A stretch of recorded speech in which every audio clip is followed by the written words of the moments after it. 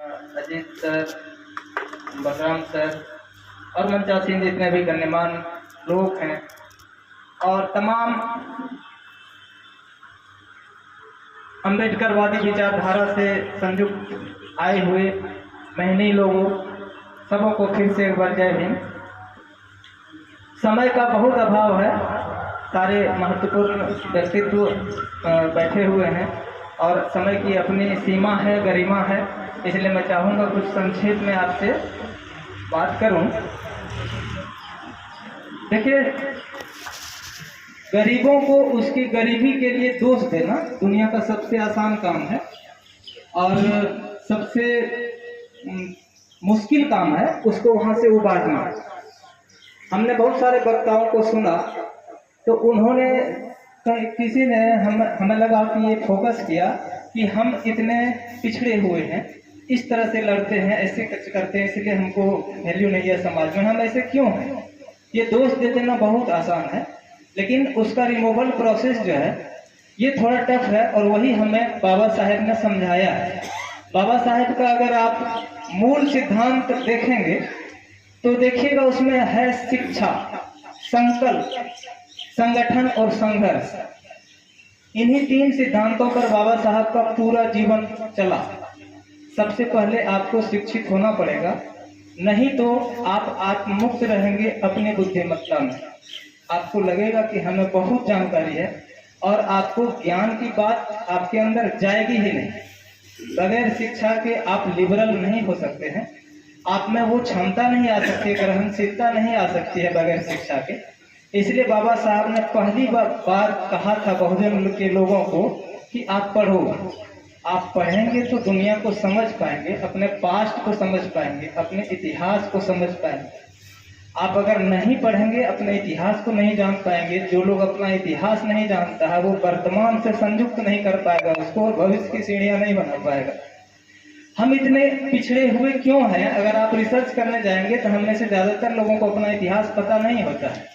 आपको पुनः तक संभवतः पता नहीं होगा, आपको उस पोखरा के बारे में संभवतः पता नहीं होगा जहां 20,000 बहुजनों को पानी पिलाने के लिए बाबा साहब ने आंदोलन किया था। आपको शायद गोलमेज सम्मेलन के बारे में पता ना हो, इनके बाबा साहब की रोल के बारे में पता ना हो। सिर्फ आप बाबा साहब को 14 अप्रैल को जयंती मनाने से तो होगा नहीं। उनके सिद्धांतों को जानने के लिए आपको शिक्षित होना पड़ेगा।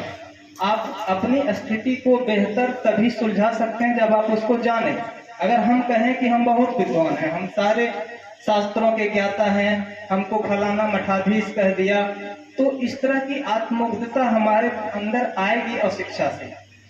हम शिक्षा को सबसे पहले अपनाएं, ये इस मंच से आह्वान रहेगा, क्योंकि बाबा साहेब के सिद्धांतों में ये सबसे पहला सिद्धांत है। इसलिए पहले आप अपनी स्थिति को जाने तब तो रिमूव होंगे वहां से। हम जानते ही नहीं, इसलिए अपने लोगों को जाकर के ये बात समझाइए। आप इतिहास को जानिए वहां से कि सिंधु घाटी सभ्यता से जानना शुरू करिए। आपका आज का बीमारी नहीं है, हमारा आज का बीमारी नहीं है। सिंधु घाटी सभ्यता का हमारे पास नहीं है, कोई एविडेंस नहीं है कि क्या हुआ था, जातियां थी कि नहीं। हम वैदिक सभ्यता से जब देखने जाएंगे तो हमारे ऋग्वेद में लिख दिया गया 4 वर्ण, भले वो कर्म आधारित था, लेकिन हमको वहीं से बोला गया कि आप परम ब्रह्म के पैर से निकले, कोई मुंह से निकला है, उस किताब में लिख दिया गया। और जानिएगा आज से 1500 ईस्वी पूर्व यानी कि 4000 साल पहले, 3800 साल पहले ये बात अगर ऋग्वेद में लिखा गया था, इसका मतलब है कि उस समय की सूचना का सबसे सशक्त माध्यम था वो किताब। आज आपके पास एआई है, व्हाट्सएप है ना, ये सूचना का सबसे सशक्त माध्यम आज इसको मानते हैं। लेकिन आज से 4 साल पहले जो सूचना सर्कुलेट हो रहा था, लोगों के बीच कन्वे हो रहा था, वो वेद था, वहीं से लोगों के बीच सूचना आ रहा था। आज आप जरा सा सोच करके देखिए, हॉर्मुज में क्या हो रहा है, कैसे आप जान रहे हैं? सब कोई बता देंगे। ईरान ने कितना मिसाइल चलाया, सब बता देंगे। जो जिस विचारधारा से हैं, यूट्यूब चैनल आपका उसी टाइप का सब्सक्रिप्शन देता होगा और आप उस टाइप से बहस करते होंगे लोगों के बीच। आप कहते होंगे नहीं मोदी आज बेजोड़ कर दिया, कोई कहता होगा नहीं मोदी तो कायर है। आप इस तरह से अपने अपने हिसाब से इंटरप्रेट कर रहे होंगे उस बात को। आप जानिए इसमें आपका कोई रोल नहीं है, सूचना का रोल है। आपको जिस तरह की सूचना मिलेगी आप अपना माइंडसेट उस तरह बना लेंगे। तो हम जो इस तरह से थे, वेदों में लिखा गया, और हमारे बच्चों को पढ़ने से रोका इसलिए गया क्या, क्योंकि आप सूचना का कंज्यूमर बने, आप सूचना का प्रोड्यूसर ना बने। आज भी आप सूचना का कंज्यूमर हैं, इसलिए बहस करते हैं अपने लोगों से, आप प्रोड्यूसर नहीं है। हमको सूचना का प्रोड्यूसर बनना पड़ेगा। वेदों में अगर ये बात लिखा गया तो संभवतः उस समय ये बायस्ड नहीं थे कि इस तरह का समाज हमको बनाना, वो कर्म आधारित था, जन्म आधारित नहीं था। लेकिन उस सूचना को लेकर के हम चले 1500 साल, और आकर के दर्शन लिखा हमने बहुत सारी किताबें लिखी हमारे लोगों ने, और वहां पर ये जटिल होता गया, ये जाति व्यवस्था, ये वर्ण व्यवस्था जातियों में बदला, और फिर हम अछूत घोषित हुए वहां से। आप देखिएगा उस समय लोग बुड़बक थे, ऐसा तो नहीं है, नहीं लड़ा होगा, हमारे जैसे काबिल लोग नहीं थे उस समय, थे। आप चारवाक का नाम सुनेंगे, वेदों का घनघोर विरोध किया चारवाकियों ने। लेकिन जब आपके हाथ में, अभी अगर मीडिया आपके हाथ में नहीं है तो आप कितनों के बाद बोलिए आप सर्कुलेट नहीं होगा। तो मीडिया किसके हाथ में था? कुछ कुलीन लोगों के हाथ में था, जिसके पास वेद था, जिसके पास उपनिषद था, जिसके पास षट दर्शन था, वेदांत था, मीमांसा दर्शन था, योग दर्शन था, सांख्य दर्शन था, ऐसे ऐसी बड़ी बड़ी किताबें उनके पास था। सूचना का माध्यम आपके पास नहीं था, इसलिए चारवाकियों ने उसका घोर विरोध किया कि आप फालतू बोलते हैं, बेकार काड़ा भैंस और ये गाय काट रहे हैं, यज्ञ में जौ तिल जला रहे हैं, बहुत कुछ बोला चारवाकों ने। लेकिन चारवाक के विषय में आप क्या जानते हैं पता है? आपको चारवाक के विषय में समझाया गया कि यावे जीवित सुखम जीवित ऋणम कृत्वा घृतम पिबेत पित्वा पित्वा पुनर्पित्वा यापत तत्पति भूतले। आपको ये सिखाया गया उसको बदनाम करने के लिए, जबकि ऐसा नहीं था। वो सबसे वैज्ञानिक दर्शन था। देखिएगा अगर आप इतिहास पढ़िएगा तो हमारे 6 दर्शन के अलावा सबसे वैज्ञानिक दर्शन था वो चारवाक का दर्शन। हमने भुलाया, मार दिए गए। हमारा बृहस्पति सूत्र नहीं मिलता है, खोजिएगा नहीं मिलेगा, कहाँ है? उसमें बहुत सारी, अगर वो होता तो संभवतः हम लोग पश्चिम से पहले यहाँ बल्ब बना चुके होते, गुरुत्वाकर्षण का खोज कर चुके होते। हम लोग नहीं कर पाए, ठीक है। तो एक विरोध हुआ, लेकिन देखिएगा इतिहास बदला, बदलते बदलते हम लोगों ने संघर्ष शुरू किया। लेकिन ये जो ताकतें हैं, जिसको हम लोग फ्यूडल ताकत कहते हैं, सामंतवादी कहते हैं, मनुवादी कहते हैं, ब्राह्मणवादी, जो भी कहते हैं कहें, लेकिन विचार एक है। उसके खिलाफ लोग लड़े, महात्मा बुद्ध लड़े, इन्हीं विचारों के खिलाफ नहीं लड़े। भारत से भगा दिया गया। एशिया के कई सारे देश बुद्धिस्ट हैं, हम बुद्धिस्ट नहीं हैं। पता होना चाहिए आपको कि बुद्ध जैसा महान चेतना जो विश्व इतिहास में अपना स्थान रखता है, लेकिन वो भारत से भगा दिया गया।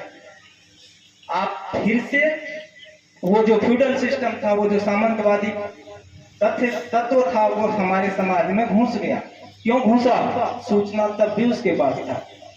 सूचना का, इंफॉर्मेशन का जो ये था, धागा था, उनके पास था, हमारे पास आ नहीं पाए। बुद्ध ने पूरे एशिया को आंदोलित किया, लेकिन भारत से भागना पड़ा। एक बहुत बड़ा रिसर्च चलता है कि बौद्ध दर्शन भारत से क्यों भागा। बौद्ध दर्शन भारत के लोगों की चेतना में नहीं है। हमारे, अगर जाइएगा आप बोध गया तो वहाँ थाईलैंड के लोग मिलेंगे, वहाँ चाइना के लोग मिलेंगे, तिब्बतियन मिलेंगे, हमारे लोग वहाँ साधना करते हुए नहीं मिलेंगे। इसका मतलब है वो भारत से भागा, हमारी चेतना में नहीं। फिर आप देखिएगा बुद्ध को दबा दिया गया, हम लोग लड़े, पुष्यमित्र शुंग जैसे लोगों ने फिर से स्थापना किया। गुप्त काल में आकर के जाति व्यवस्था इतना रिजिड हो गया, वहां पर हम लोग बहुत ही दयनीय अवस्था में चले गए। समय बीतता गया, हमारे पास से शक्तियां छीनती चली गई। हम कुछ नहीं, आप इतने लोग हैं, 85% अपने आप को कहते हैं ना, हम ऐसा कहते हैं 85% लोग हैं। आप दुनिया नहीं बदल सकते हैं, बदल सकते हैं। आपके पास ये जो सामाजिक ढांचा जो शेप लिया है 4000 सालों में, उसको तोड़ने के लिए जो हथियार चाहिए, आप उसका संचयन करते ही नहीं हैं। आप आत्ममुग्धता में जीते हैं। आप उस हथियार को संचय करिए, अपने बच्चों में शिक्षा दीजिए, उसको पास्ट बताइए। नहीं कहना पड़ेगा कि तुम लड़ो, वो स्वतः जान जाएगा। हमारे लोगों में शिक्षा की कमी है। शायद समय हो रहा है। हाँ, तो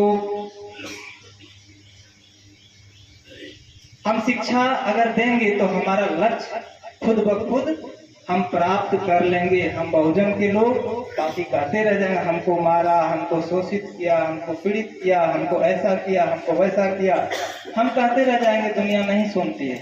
पावर को पूजा जाता है, आपके आंसुओं की पूजा कभी नहीं होती है, पावर की पूजा होती है। पावर गेन करने के लिए किसी भी समाज में शिक्षा सबसे बड़ा अस्त्र है। हम शिक्षा लेंगे तो संगठित हो पाएंगे, संगठित हो पाएंगे तो संघर्ष कर पाएंगे। हमारा संघर्ष तो शिक्षा से शुरू होगा। हम चलते हैं इतिहास में, थोड़ा सा हम बात करते हैं कि हम मुगल काल में आ गए, हमारी स्थिति बद से बदतर रही, फिर भक्ति आंदोलन हुए, आकर के हम आते हैं 20वीं शताब्दी में। 20वीं शताब्दी में हमको थोड़ा बहुत अंग्रेजों ने अधिकार दिया। हम तो कोई गिनती के लोग नहीं थे। 1877 की पहली जनगणना में हमको गिना गया कि आप फलाना जाति के लोग हैं, और उनको लगा कि ये कैसा व्यवस्था है। अंग्रेजों को लगा कि ये कैसी व्यवस्था है कि इंसान में सिर्फ जाति स्ट्रक्चर के नाम पर भेद है, तो हमको गिना गया। 1871 में पहली बार हम गिने गए कि आप हरिजन है, फलना है, चिलना है, ठीक है ना। हम पहली बार उस दिन गिने गए, और जब हम गिने गए तो हमको राइट भी मिला, कुछ राइट्स मिले। और चलते चलते इतिहास बहुत स्पीड में हम बता रहे हैं। 1925 में आरएसएस जैसे संगठन खड़ा होता है, वो आपके भलाई के लिए नहीं खड़ा हुआ है, ध्यान दीजिएगा। लेकिन बहुजन के लोग, बहुत सारे लोग उसमें जुड़े हुए हैं, आपके भले के लिए नहीं है। वो आरएसएस शुद्ध रूप से उसी फ्यूडल सिस्टम को फिर से स्थापित करने का एक संगठन है, और 100 साल में वो कामयाब हो गया। हमको इतना राइट मिलने के बावजूद हमें कमी नहीं है, हमें बहुत कमी है। आपको 1950 में बाबा साहेब जैसे लोगों ने आर्टिकल 17 दिया, आपको दिया। आप जानिए कि जैसे ही आपको मिला आपका हक, हमको तो नहीं मिला था, हम ओबीसी समाज से हैं, एसटी एससी को तो मिल गया, लेकिन देखिएगा 1950 में ही आप पर केस किया। आपको नहीं पता होगा अपना इतिहास। सुप्रीम कोर्ट तक जीत गया वो आदमी, हम हार गए, आप हार गए। पहला संविधान संशोधन करके आपको बचाया गया, आप तब बचे।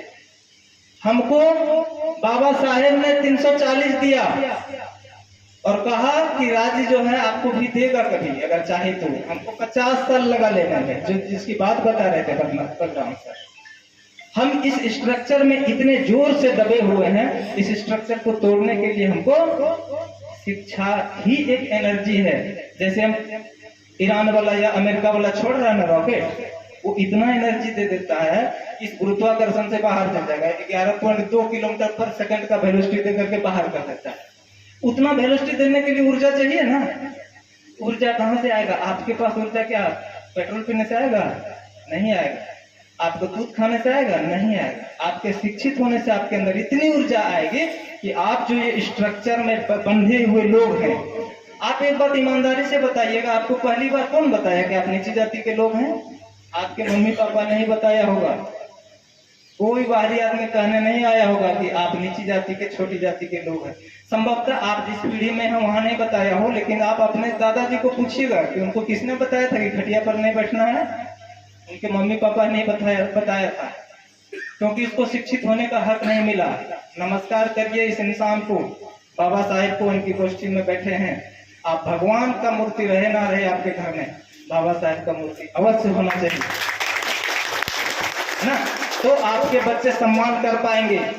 आपके बच्चे इनका सम्मान, आपको इंसान बनाने में भगवान का रोल है या नहीं है हमको नहीं पता, लेकिन इनका रोल सबसे बड़ा है। इसलिए आप अपने नायकों को जानिए, उनको अपने घरों में रखिए, उनको अपने मेमोरी में रखिए।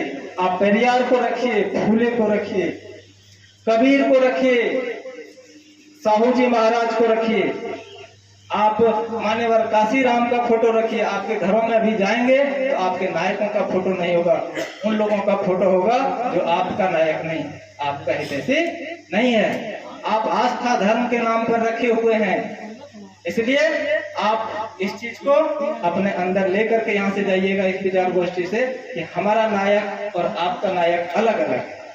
हमारा बहुजनों का नायक और आप जिसको नायक कहते हैं वो आपका नायक हो सकता है, मेरा नायक संभवतः नहीं है, क्योंकि अभी तक हमको कोई प्रमाण नहीं है कि हमारे जीवन की बेहतरी में उनका क्या योगदान रहा। हम जानते हैं बाबा साहब को हमारे जीवन की बेहतरी में इन्हीं का योगदान है, पेरियार का योगदान है। धन्यवाद। जय भीम।